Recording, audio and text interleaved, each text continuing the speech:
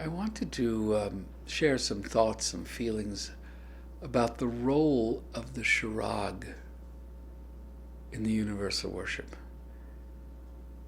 Just to reiterate, there is no priestcraft in the universal worship. The Cherag is the midwife, the Cherag is the facilitator, the Cherag is the organizer. Not just the outer organizer, but the inner organizer of the congregation and of the energies that often are present at a real universal worship. The Cherag is the, as they would say in advertising, the creative director. The Cherag looks at the universal worship, looks at the people who come and says, how can I create a space? How can I create an event that invites people in, that doesn't push them away, that doesn't create separation, but still has the blessing, the power, the energy, the soul, the magnetism to touch people and make them begin to think after a while, wow, I really believe this. I really am experiencing this. This is a real event for me. And ultimately, the worship of God in whatever form becomes a religion, and that religion is called the universal worship. So how do we convey this to people as Cherags?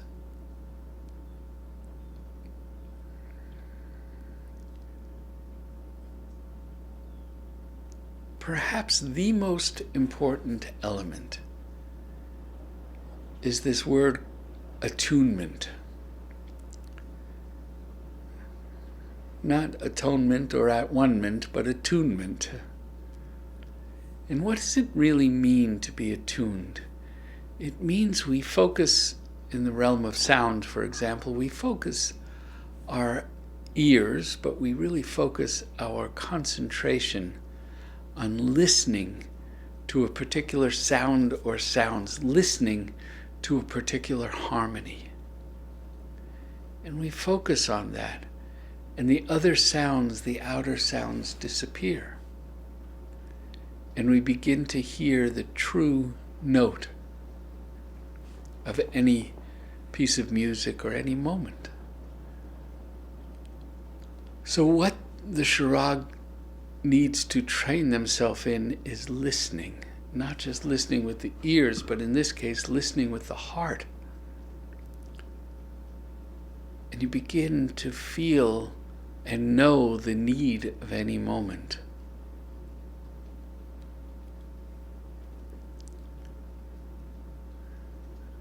When people come to an event like the universal worship, they appreciate the life, the soul that's in it. They don't really come for a lot of words. And even though many people think they come for a sermon, the sermon is only part of it. But it is the attunement, both to the visionary of the service, Hazrat Inayat Khan, and to the energy of those great beings, those prophets, who offered the teaching in their time, in their scriptures. And by attuning to those vast consciousnesses, the meaning of the different scriptures begins to become more and more apparent. We look and we say, oh, I see. I really understand now what was being said there is not just the literal meaning of it, but there's a deeper and a deeper and a deeper. And when that happens, instead of blind, vain repetition, the scriptures become alive, filled with soul, filled with light, filled with message. And even some of the sections that are very harsh or violent, we begin to look at and see, oh, I understand there's more going on here than just the repetition of a historic story. So the work of the Cherag is to attune. Attune to Hazrat Inayat Khan, attune to the prophets, attune to the congregation, and attune to oneself.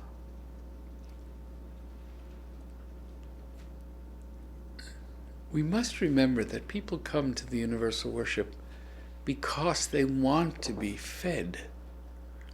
They want to enjoy the possibility of digesting something that they feel, they know at their core is true. Behind all religions, there's one being. The eternal, the only being. Nothing else exists. So what can we do? Well, the first thing is it requires a bit of self-discipline to really offer a clear, uplifting universal worship. Why self-discipline? Well, before the service begins, one must take time to attune, to breathe, to pray, to become an instrument of God. It's not as effective when you just walk in and start going. Also, we need to discipline our mouth. Too many words can put people to sleep, can lose magnetism. We lose magnetism out of our mouth. We don't gain it necessarily. So we want to be very economical in our use of words. At the same time, one of the great gifts of the universal worship is joy. Joy is the natural state. And although people might be familiar with a kind of somber, very dry representation, really the most realized beings I've ever been around in my life were all filled with joy. Filled with joy.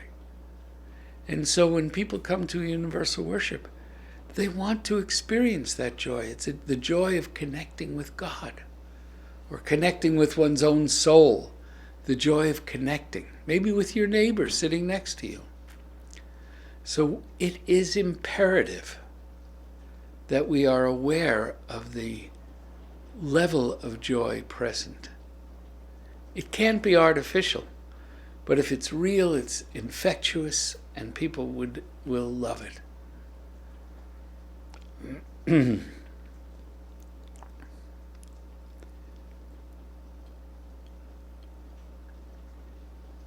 I also think for many people, many Cherags, it's wise to have a pretty clear plan of what they're going to do.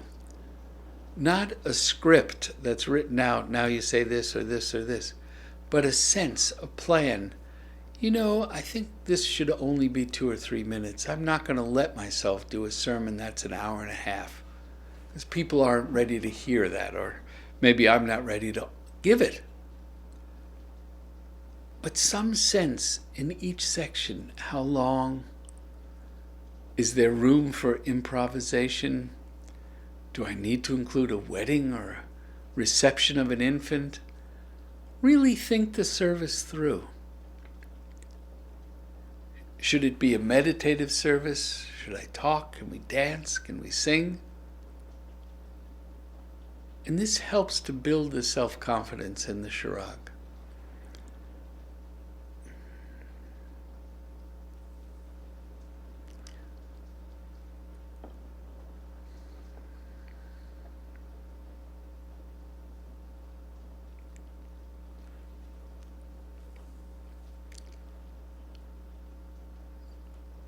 Back to the attunement. When you sit before beginning the service, you must imagine that Inayat Khan is within you. Not a series of teachings, not even the historical man, but a certain representation, a certain vibration, and it is within you. And you're offering that now.